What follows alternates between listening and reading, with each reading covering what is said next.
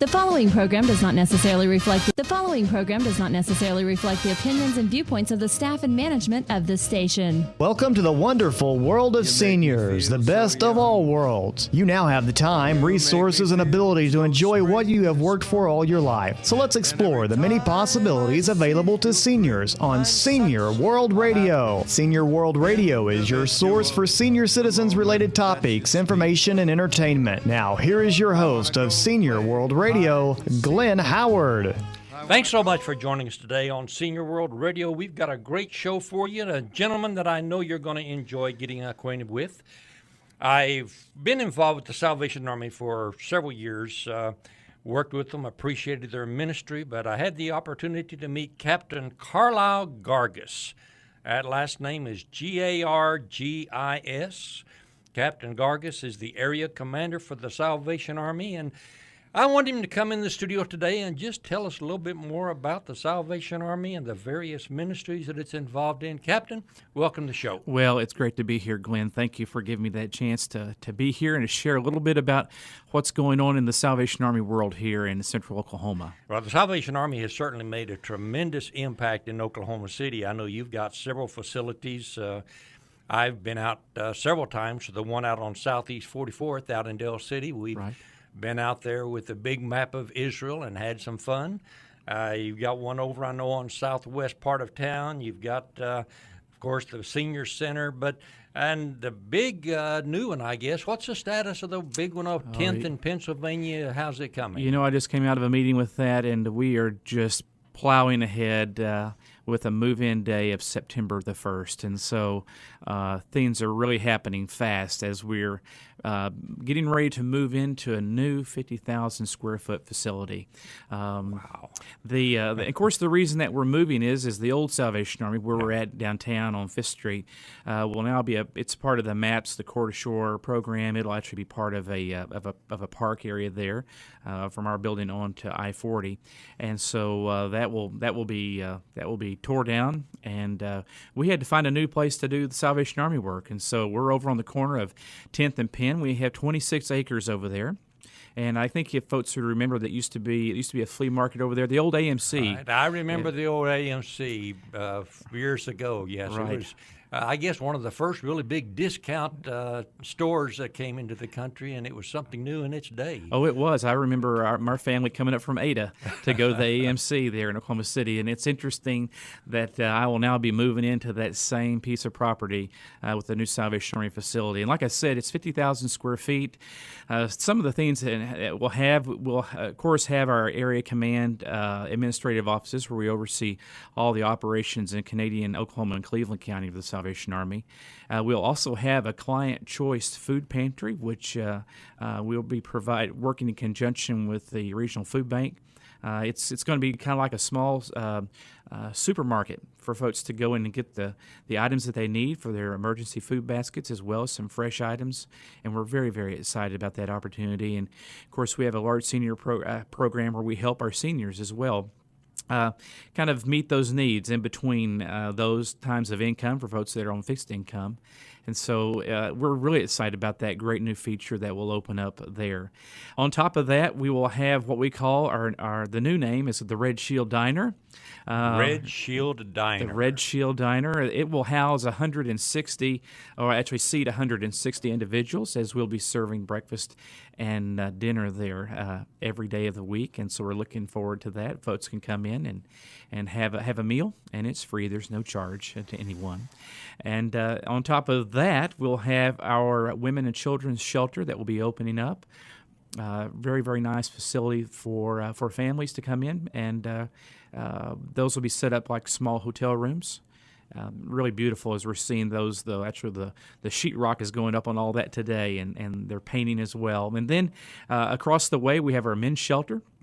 Emergency shelter for folks to come in, and they could get a place that is nice, safe, and clean, and to get into a good environment. And so we're very excited about operating those, and this will kind of help our capacity go up to about 110, 115 individuals could stay with us there on the campus. We'll also be having a full complement of social services.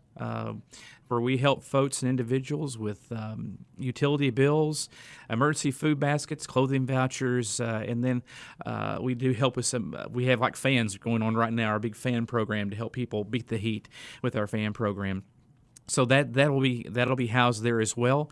Then we will have our emergency disaster facilities warehouse, which is we'll house our emergency disaster unit that is always on standby 24 hours a day to go and respond to needs in our area, as well as having stockpiled resources to help folks that find themselves in disaster. Wow, this is overwhelming, all the things that the Salvation Army is involved in doing right now, and particularly this new facility. Now, tell me again, what's the grand opening date? Well, we're going to be moving in phases starting in September. Okay. We'll actually have our dedication grand opening the first week of November. So that's the date that people who wanted to see the facility or become better acquainted would want to come out. Sure, and of course, anytime that we're out there and you see our cars there, we'd love to take you around and give you a tour and really show off what we think is a real crowning touch to Oklahoma City, and we're very excited. But I'm saving the best for last, Glenn, because on the corner of our building, there on the northeast corner, we'll house our chapel, and it's a 280-seat chapel where we'll be able to have services there each Sunday and midweek, offering opportunities for the folks to come and to worship, those that would be staying with us as well as those in the neighborhood. So that's one of the areas I'm excited about. Of course, I've been in pastorate ministry for the last 14 years and excited to be able to get back and have that opportunity there. I don't think most people realize that the Salvation Army really is a church. Right. It's, in 1865, William Booth, our founder, was a Methodist minister on the east side of London, and he had just such a heart and compassion for those who find themselves out on the streets, children, men, and women, and as his heart continued to be led towards him. And so he left his pastorate there from his Methodist church and really opened up the Salvation Army work on a street corner in London in 1865. It started out being the name of the Christian Mission, but he knew it would have to be an army to combat all that's going on, and so hence the name the Salvation Army. And now we find ourselves in 125 countries around the globe. 125 countries. Yeah. Wow. Yeah, I've read books and stories about Reverend Booth and the work. You know, one of the characteristics of Jesus, according to Scriptures, he was moved with compassion. Mm-hmm. And the idea of the Salvation Army from its very beginning of reaching out to those who, well, we sometimes say cannot help themselves. Actually, you're helping those who should be able to help themselves. You know, sometimes we see people, particularly standing on the street corner begging, you want to say, get a job. And some of us are not as compassionate as we ought to be. But the various areas you were talking about, particularly with women and children and even men who have real needs, the idea of doing something that is significant and meaningful, I'm just so impressed with what the Salvation Army is doing in that area. Well, you know, William Booth's mindset on that was it's really hard to tell somebody about the life-changing message of Jesus Christ if their stomach's growling and they don't know where they're going to sleep tonight. We do. Interesting. Say that one more time. Yeah, that's it's a hard. very powerful statement. It's hard to share the message and the hope of Jesus with someone whose stomach is growling and they don't know where they're going to be sleeping at tonight. These are all tools for the greater goal, and that is introducing men and women and boys and girls to a life-saving, life-changing relationship with Jesus Christ. And Glenn, that is the heart of the Salvation Army. And most of us know the Salvation Army. They would think as we're a great humanitarian organization, but really we're very much an evangelistic organization as a part of the Evangelical Christian Church. And our hope is that we can bring people in to get them in a stable, safe environment, to give them food, to clothe them, to give them a nice hot shower, and give them an opportunity to settle down and to think and to listen and to give them the opportunity to hear the message of Jesus. And I know for me in my life, that work in my life that he did so many years ago has driven me to be where I'm at today. I always tell folks when I show them these epaulets on my shoulder, this was not my idea. This was God's idea. And see, the thing that drives me is because Jesus means so much to me, and he changed so much in my life that I have such a heart's desire to share that with the world.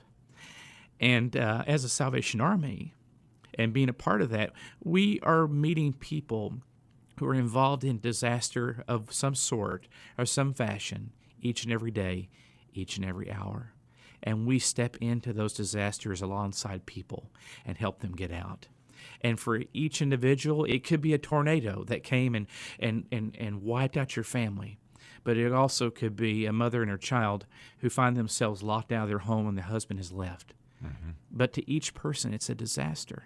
Yeah. But also the important news is that Jesus is hope in the disaster. And we as the Salvation Army are the ones that help deliver that hope.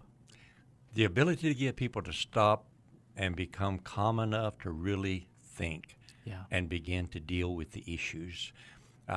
We had a gentleman on here some time ago who was a chaplain at one of the prisons. And he was talking about some of the prisoners who said prison was the greatest thing that ever happened to them.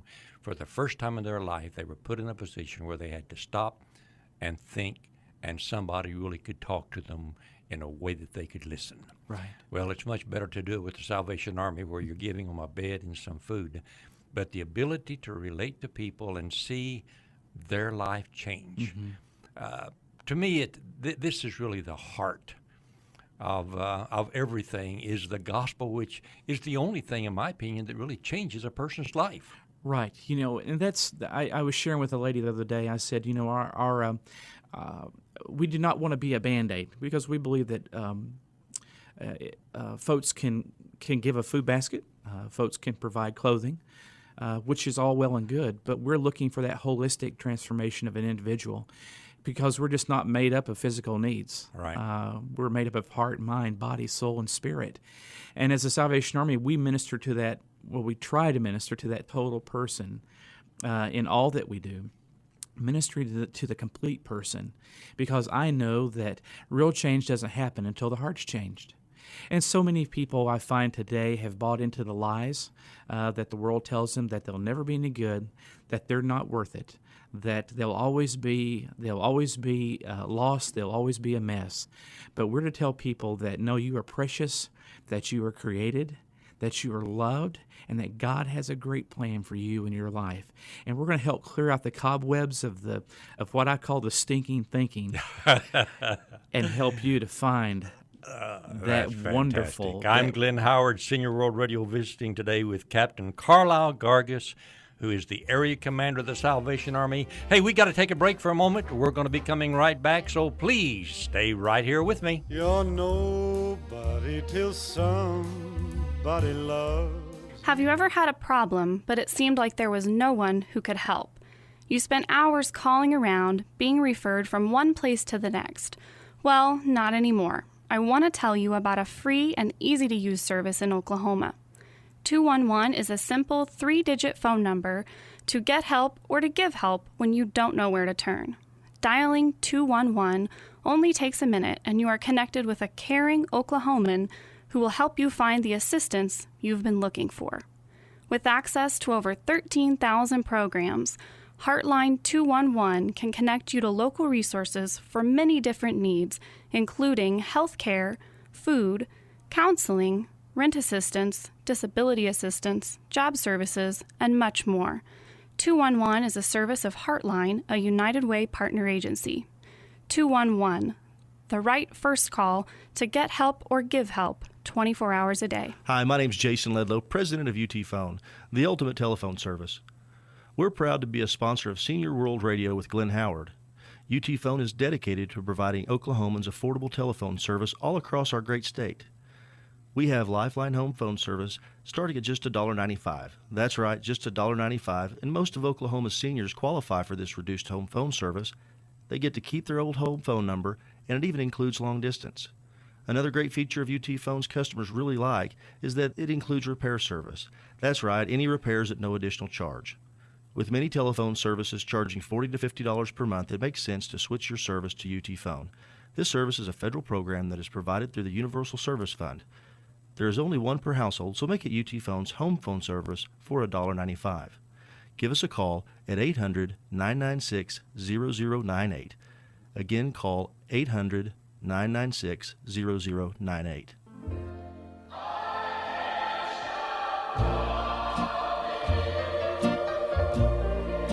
I've made up my mind. Welcome back to Senior World Radio. I'm Glenn Howard. So good to have you join me today. I'm visiting with Captain Carlyle Gargis. Captain Gargis, that last name is Gargis, is the area commander for the Salvation Army. In the last segment, we were talking about the history and ministry of the Salvation Army, and particularly about that big new facility over there on 10th in Pennsylvania. They're going to be moving into in just a couple of months, and all the ministries that they're providing, just overwhelming. First of all, though, Captain, let me ask you, tell me a little bit about how you personally got involved with the Salvation Army. Well, there was a great. I have a testimony in all this. I was a businessman. My wife and I were business people in Ada for years, and our family had been there for years. And we had been married for about 8 years, and we thought maybe having a child would be the thing that would help fill that need and that meeting in our life, because we felt just kind of disconnected. We worked a lot and just an emptiness there. Well, we did get pregnant. We wanted to have a child, and moving on down that pathway of the pregnancy, everything was going well until we found ourselves about a month away from our due date, and my wife called out from the restroom at our home, and there had been a problem.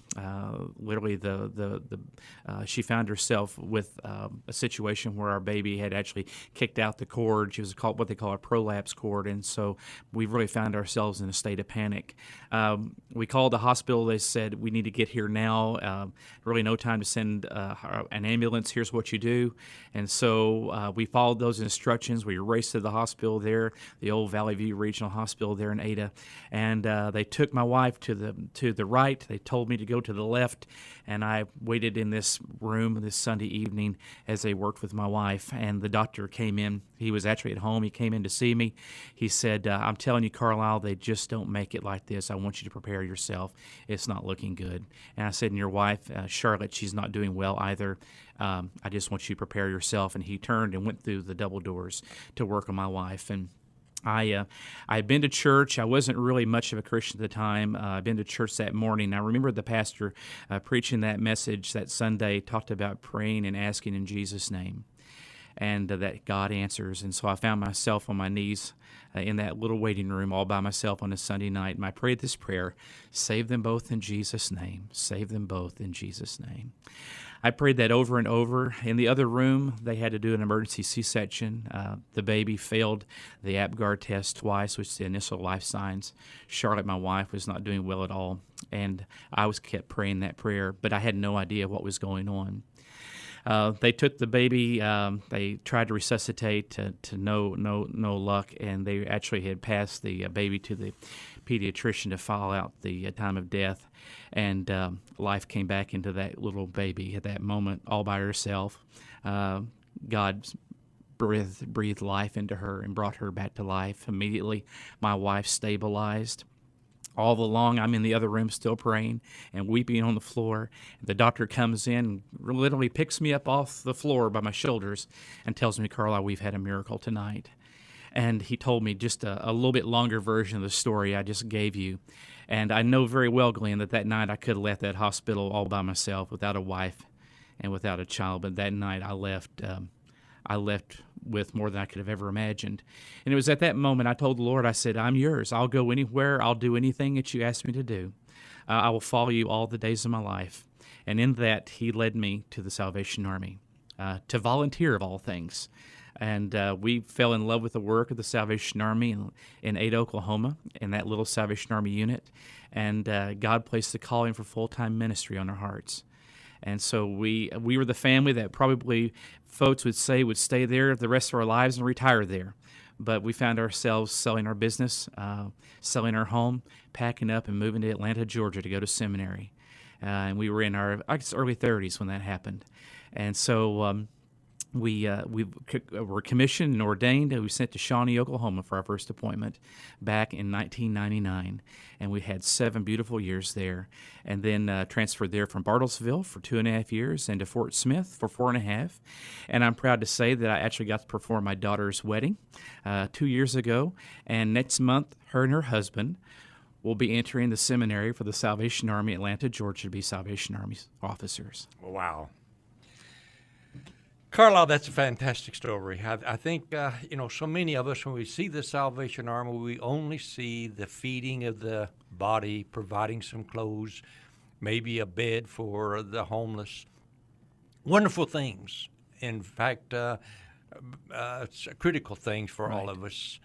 But the statement you made in our last segment about the very basic purpose of trying to reach out to people, I don't remember exact words you used, but something it's hard to minister to a person's spirit when they're hungry and don't know where they're going to sleep at night. That's correct. What was the statement? Say it again. Well, it's that situation. William Booth thought about this, our founder. He said, it's hard to share the message and the love of Jesus with someone when their stomach is growling and they have no idea where they will lay their head tonight. When the Salvation Army is there to help meet those initial needs so that we can help them with their greater needs. Tremendous ministry, and a tremendous experience. We also do a lot of work here with the Oklahoma City Housing Authority. We've been going out doing entertainment. In fact, much of the emphasis on our show lately has been trying to find what we call Oklahoma's incredible seniors. We look for these people who are really not necessarily known or famous as far as other people are concerned, but have tremendous experiences. I remember the other day interviewing this lady in Woodward who had gone through the Woodward tornado 67 years ago, and her experiences, and a couple we had here just a couple of weeks ago that had been actually kidnapped in Argentina and faced some real difficult things. And so we're looking for seniors, and being involved with the Oklahoma City Housing Authority, we meet a lot of very interesting seniors who have some wonderful stories, but they are so very excited about the assistance you provide to them in their feeding program, because you do a whole lot more work than just working in your own facilities. Right. We have senior centers across Oklahoma City, and we provide meals in those facilities as well as programming for our seniors, and also transportation for our seniors too, in our transportation department as we bus them to different places here in the community. Matter of fact, the other night I got to go to my first sock hop, Glenn. It was over at the War Acres facility, and man, oh man, they had quite a turnout, and so I had a root beer float. I got the, they couldn't get me to dance, but as I got, my feet are all tangled up, but at least they let me take pictures with them, and the ladies were dressed up so cute and had a great time. And the cool thing is that we had seniors and we had their families there, and it was great fellowship, and there's just a lot of joy in those places. And that's what we do. So in our senior centers, so folks don't have to be, there's no sense in being lonely and being by yourself, as we have places across the community for folks to come to have great fellowship, have some wonderful food, and just enjoy the time together and doing all kinds of activities. We just got done having our senior fair, and coming up, in the Christmas season, we'll be here before we know it, and we take them out on tours to look at Christmas lights. We have a seniors camp that we take them to, that they actually get to go to a camp for a whole week and just have great programming. So just a lot's going on in our senior centers here in Oklahoma City. Everybody is a social animal and needs other people. In fact, that's one of the reasons I'm so thrilled with one of our sponsors, a company by the name of UT Phone Company, that provides discount telephone service to seniors or to anyone low income, and make it possible so they're always able to talk to others and be involved with them and contact their family any place in the states that they might happen to be. And they provide that service for them in many cases for less than $2 a month. So they've been a tremendous sponsor for us. But what kind of area does the Salvation Army here cover? You're not just greater Oklahoma City area. Right. We've got, we have our main area command here in Oklahoma City. We also have a service unit in El Reno, it's basically like a social services office up there. Okay. And then down in Norman, we have a congregation that's there, social services office, as well as a shelter down in Norman. So we've got Canadian, Cleveland, Oklahoma counties covered here with lots of outreach and services. And of course, we have a Boys and Girls Club as well here in Oklahoma City over at 44th Street. Congregation there here, and then we have our senior centers that are scattered here throughout the greater Oklahoma City area.